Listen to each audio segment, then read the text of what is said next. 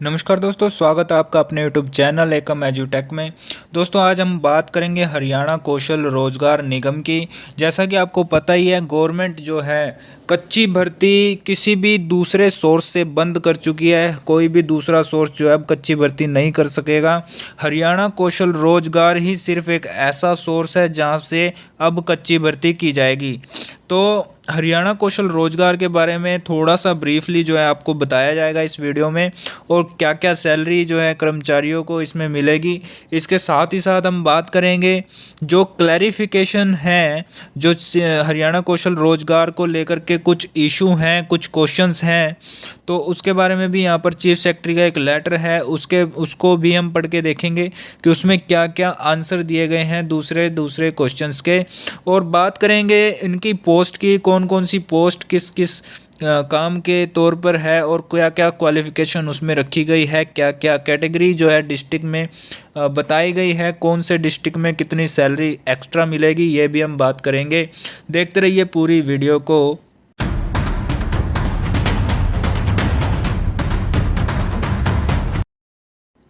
तो चलिए दोस्तों बढ़ते हैं लेटर की ओर। 19 जनवरी 2022 का लेटर है हरियाणा कौशल रोजगार निगम।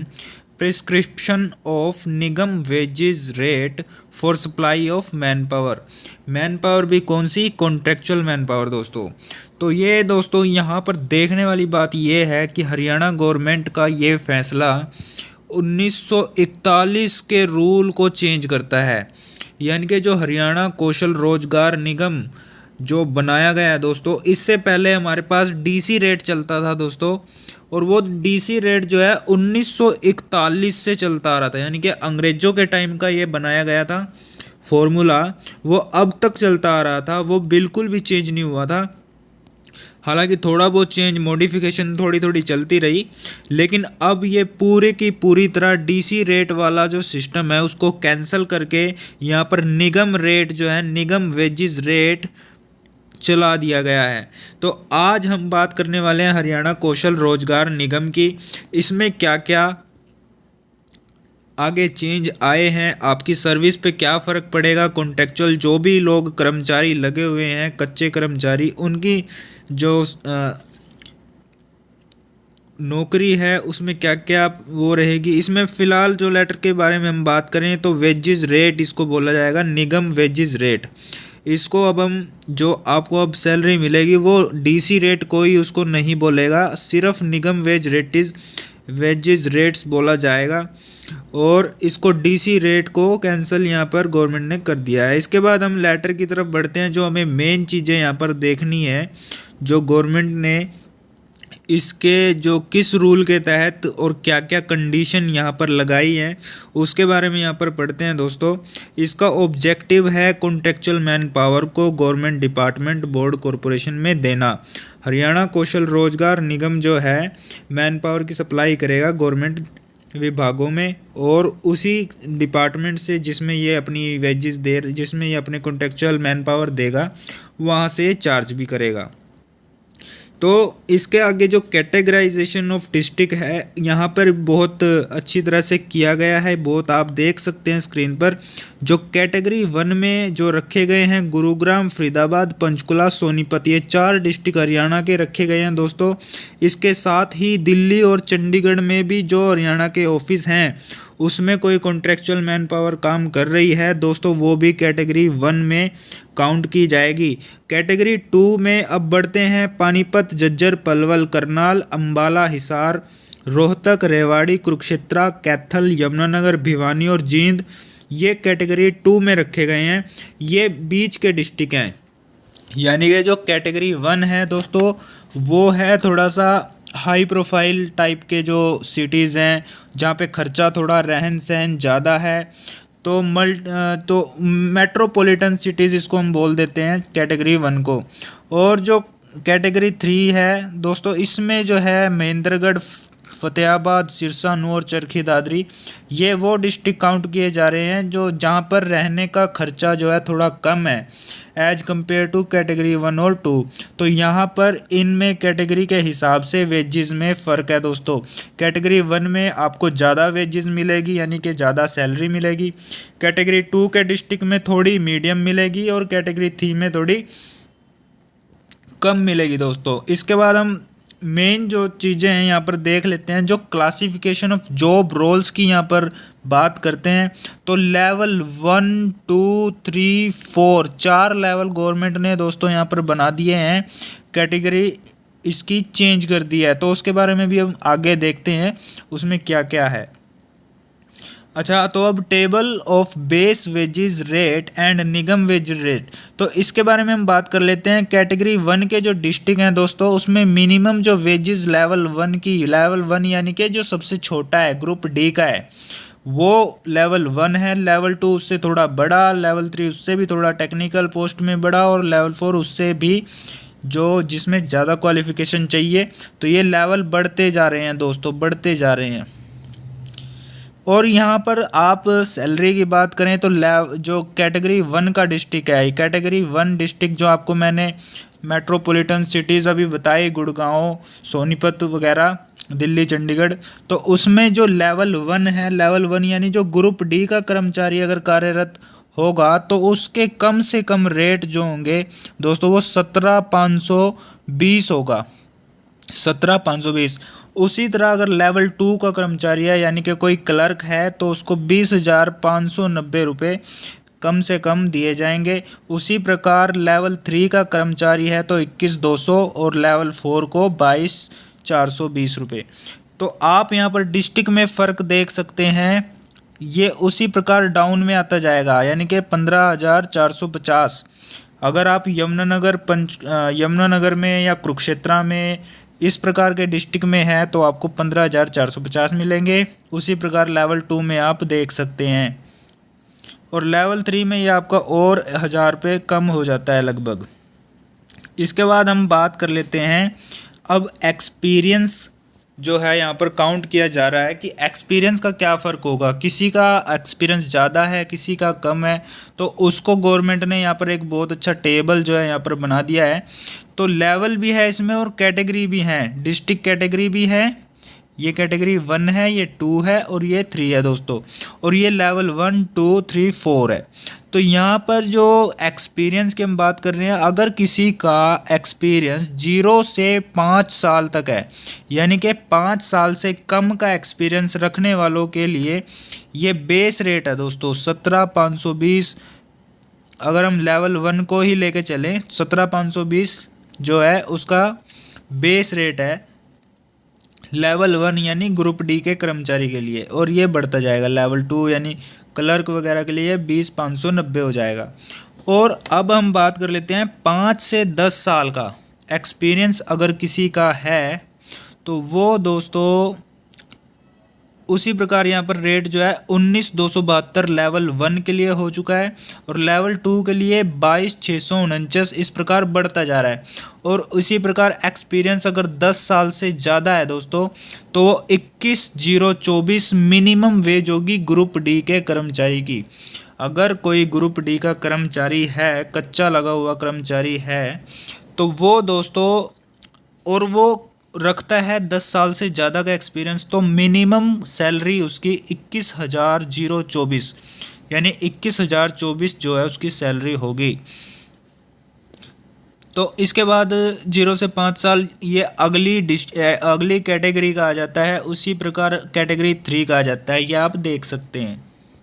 इसके बाद हम बात कर लेते हैं, उम्मीद आपको ये समझ में आया होगा, annual revision of Nigam wages rate.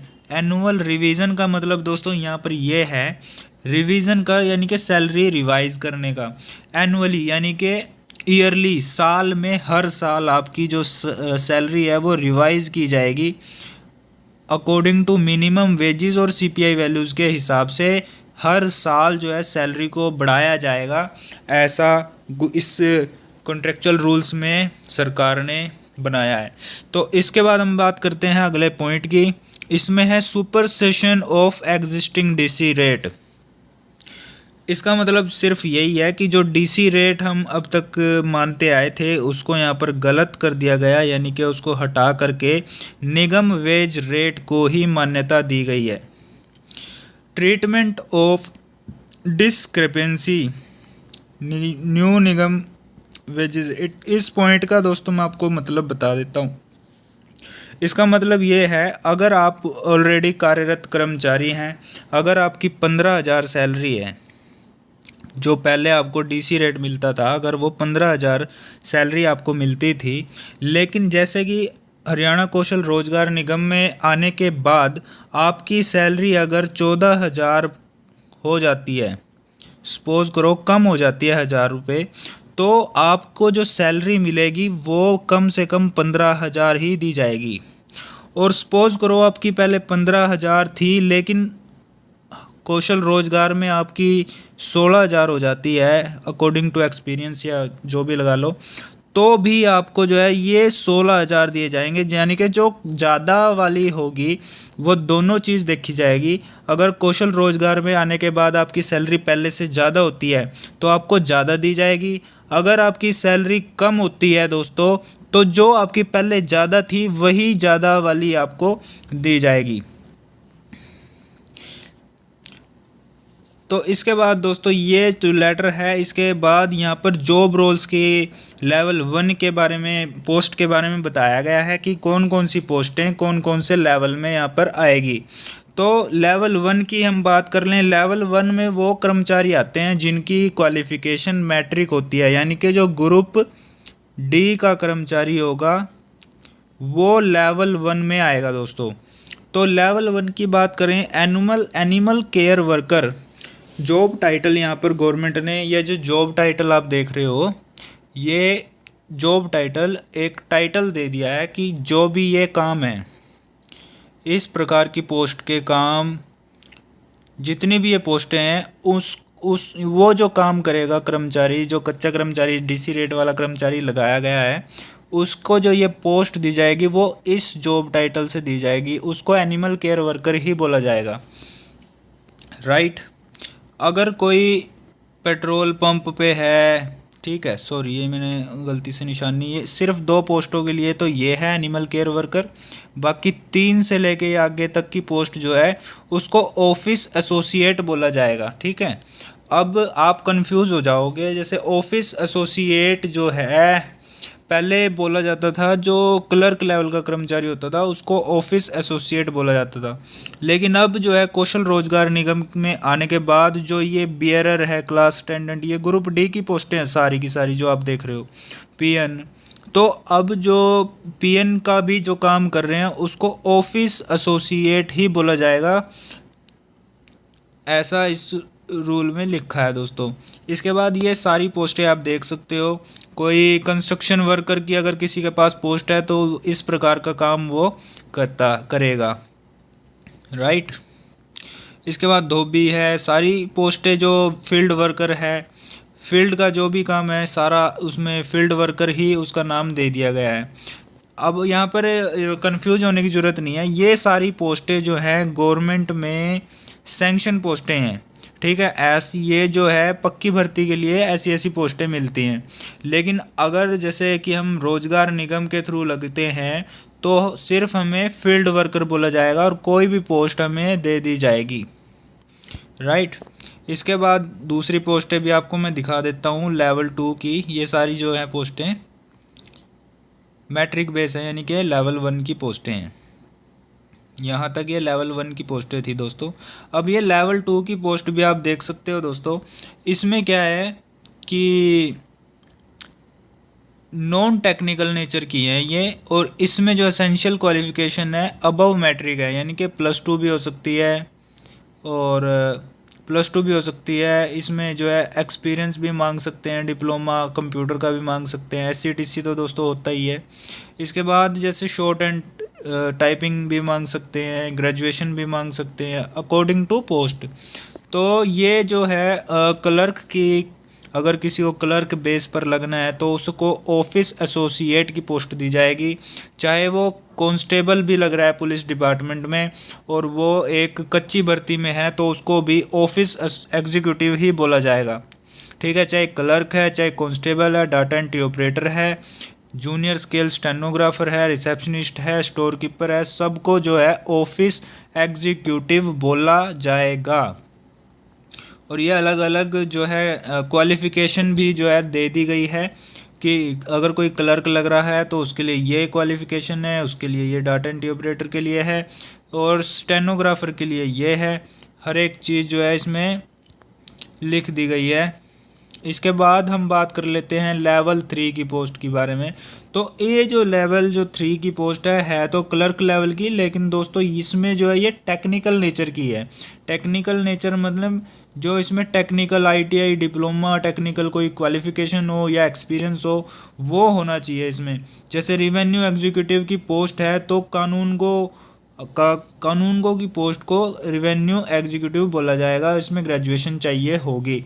Office executive जैसे असिस्टेंट हो गया, स्टेनोग्राफर हो गया, लाइब्रेरियन हो गया, वेलफेयर ऑफिसर, इनका काम जो है ऑफिस एग्जीक्यूटिव नाम की पोस्ट से लिया जाएगा और ये क्वालिफिकेशन उसमें रखी गई है, ये आप देख सकते हैं स्क्रीन पर। टीचिंग प्रोफेशनल, आर्किटेक्चर एसोसिएट, ये सारी जो है हरियाणा कौशल रोजगार निगम में डाल दी गई हैं, पोर्टल पे चढ़ गई हैं। सारी की सारी पोस्टें इस नाम से जो है दी जाएगी। लेक्चरर का कोई काम कर रहा है, लेक्चरर के लिए उसको टीचिंग फैकल्टी बोला जाएगा। टीचिंग फैकल्टी उस कर्मचारी को बोला जाएगा। अकाउंट ऑफिसर का कोई काम कर रहा है तो अकाउंट प्रोफेशनल उसका नाम दिया गया है। रिसर्च ऑफिसर का कोई काम कर रहा है, रिसर्च एंड डाटा प्रोफेशनल उसका नाम दिया गया है दोस्तों।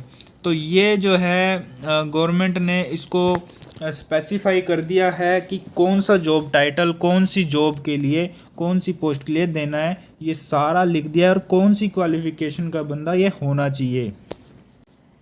तो दोस्तों अब हम बात कर लेते हैं क्लैरिफिकेशन के बारे में, यानी कि बहुत सी जो है मिसअंडरस्टैंडिंग जो है डिपार्टमेंट से, बोर्ड कॉरपोरेशन से आ रही थी चीफ सेक्रेटरी ऑफिस में। तो उसके बारे में 14 अप्रैल 2022 को चीफ सेक्रेटरी ऑफिस से एक लेटर और निकलता है जिसमें क्लैरिफाई किया जा रहा है हरियाणा कौशल रोजगार के विभिन्न कामों को। उसके बारे में भी आप थोड़ी सी नज़र यहाँ पर डाल लेते हैं। तो इसमें जो है चेयरमैनशिप ऑफ चीफ सेक्रेटरी की अध्यक्षता में काम हुआ था, एक मीटिंग हुई थी एडमिनिस्ट्रेटिव सेक्रेटरी की जो हुई थी 11 अप्रैल को। उसके बारे में बहुत से क्वेश्चन जो हैं लोगों के द्वारा पूछे गए थे, डिपार्टमेंट से जो लोग आए थे उनसे पूछे गए थे। तो उसके बारे में यहाँ पर बहुत से क्वेश्चन हैं जो हम बात कर लेते हैं।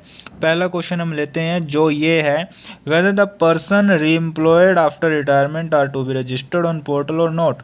यानी कि किसी कर्मचारी की, किसी पक्के कर्मचारी की रिटायरमेंट हो जाती है और उसको रिटायरमेंट के बाद कच्चे तौर पर लगाया जाता है तो क्या उसको HKRN यानी हरियाणा कौशल रोजगार निगम में पोर्टल में उसको एंट्री की जाएगी, उसको पोर्ट किया जाएगा या नहीं। तो इसमें जो क्लैरिफिकेशन वो दी जा रही है कि उसको नहीं किया जाएगा, क्योंकि reemployment after retirement shall be govern by the instruction issued by chief secretary to government Haryana.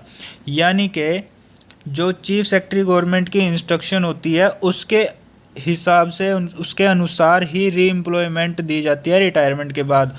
तो therefore they shall not be ported to the HKRN portal, तो उसको नहीं किया जाएगा।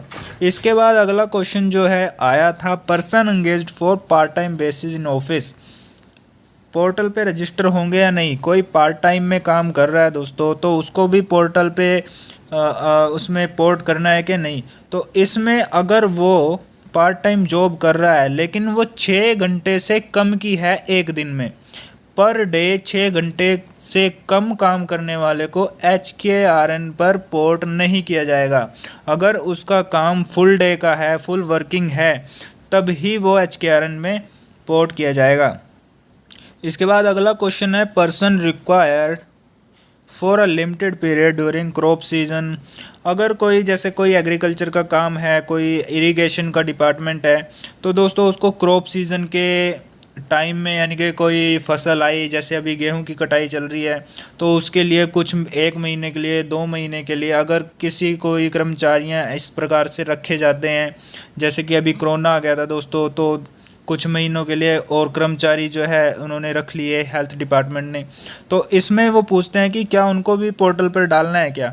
तो इसमें ये लिखते हैं आंसर में कि हाँ, उनको भी डालना है। जो भी फुल डे काम कर रहा है, कोई भी मैन पावर फुल डे काम कर रही है, तो उसको HKRN पे डालना है, चाहे वो कितने टाइम के लिए भी आप रखोगे, ठीक है जी। इसके बाद whether IT professional engaged through Hartron, Hartron के द्वारा लगाए गए जो IT प्रोफेशनल होते हैं, पर्सनल होते हैं, क्या उनको भी HKRN पे डालना है। तो यहाँ पर जो गवर्नमेंट है उन्होंने जवाब दिया है कि IT पर्सनल को भी यहाँ पर HKRN एम्बिट में रजिस्टर होना चाहिए, मतलब उनको भी करना पड़ेगा, चाहे वो RT पर्सनल हो चाहे कोई भी हो, मतलब हार्ट्रॉन से भी हो, तो उसको भी यहाँ पर रजिस्टर होना ज़रूरी है। इसके बाद 5वां पॉइंट यहाँ पर लिखते हैं, any person engaged on contract but their services are regulated under any rule regulation with approval of government are to be, एक minute, register on the portal और नोट। तो इसमें जो है ये आंसर में आप देखिए, इसमें ये क्वेश्चन ये है कि कोई पर्सन कॉन्ट्रैक्ट पे मतलब कि लगा हुआ है, लेकिन उसकी जो सर्विस है वो रेगुलेटेड है किसी रूल से या किसी रेगुलेशन के, गवर्नमेंट की किसी रूल रेगुलेशन से चल रही है, यानी कि दूसरे हिसाब से हम कह सकते हैं कि वो अडोक बेसिस पे है। तो अगर वो किसी रूल रेगुलेशन से, किसी गवर्नमेंट के इंस्ट्रक्शन से कॉन्ट्रैक्ट पे फ़िलहाल काम कर रहा है, किसी निश्चित पीरियड तक वो कॉन्ट्रैक्ट पे है, उसके बाद हो सकता है वो पक्का कर दिया जाए गवर्नमेंट की तरफ से, तो इस प्रकार के जो कर्मचारी हैं उनका रजिस्ट्रेशन HKRN पोर्टल पर नहीं किया जाएगा, ऐसा गवर्नमेंट लिखती है। तो अगला क्वेश्चन यहाँ पर देख सकते हैं, whether the wages presently drawn are more than 30,000 are registered और नोट। देखो दोस्तों, ये एक बड़ा इशू चल रहा है कि जो 30,000 से ज़्यादा सैलरी है जिन कर्मचारियों की, उनको पोर्टल पर रजिस्टर करना है कि नहीं करना। तो यहाँ पर ये क्लैरिफिकेशन गवर्नमेंट ने दी है कि 30,000 जो मिनिमम सैलरी होती है, मिनिमम मतलब स्टार्टिंग सैलरी, 30,000 की जो स्टार्टिंग सैलरी है, अगर उसकी 30,000 से ज़्यादा की स्टार्टिंग सैलरी है तो उसको HKRN पोर्टल पर रजिस्टर नहीं करना। लेकिन इन्होंने एक एग्जांपल से बहुत अच्छे तरीके से बताया है कि कोई हार्ट्रॉन के थ्रू कोई प्रोग्रामर रख लिया हमने, उसकी जो अभी जो स्टार्टिंग सैलरी है जब वो लगा था तो 25,200 उसकी सैलरी थी, लेकिन बाद में जैसे उसको इंक्रीमेंट मिला, उसको एनुअल एनहांसमेंट मिली, उसकी सैलरी बढ़ने लगी कुछ टाइम में, मान लो उसकी सैलरी होगी 35,000। तो लेकिन अब निगम पोर्टल पे आप समझोगे कि ये तो 30 से ज़्यादा होगी, इसको तो पोर्टल पर रजिस्टर नहीं करना। लेकिन यहाँ पर हमें स्टार्टिंग सैलरी देखनी है दोस्तों, स्टार्टिंग सैलरी, उस पोस्ट की स्टार्टिंग सैलरी 30,000 से कम होनी चाहिए, 30,000 से ज़्यादा नहीं होनी चाहिए। 30,000 से अगर स्टार्टिंग सैलरी ज़्यादा है तो वो पोर्टल पर रजिस्टर नहीं होगी। अगर लेकिन जैसे इसकी 25,200 स्टार्टिंग सैलरी थी, लेकिन बाद में बढ़कर इंक्रीमेंट से 35,000 होगी, तो ये भी जो है रजिस्ट्रेशन होगा HKRN पोर्टल पर। तो इसके बाद यहाँ पर ये भी लिखा जा रहा है कि अगर फिर भी कोई ऐसी पोस्ट है किसी डिपार्टमेंट में कि लेकिन वो 30,000 से कम है, लेकिन वो उसका शो नहीं कर रहा लिस्ट में, तो उसकी इन्फॉर्मेशन जो है चीफ सेक्रेटरी ऑफिस में दी जाए ताकि उसको भी पोर्टल पर डाला जा सके। तो ये जानकारी क्लैरिफिकेशन थी दोस्तों। आपका कोई डाउट हो तो इसमें ज़रूर आप कमेंट करें।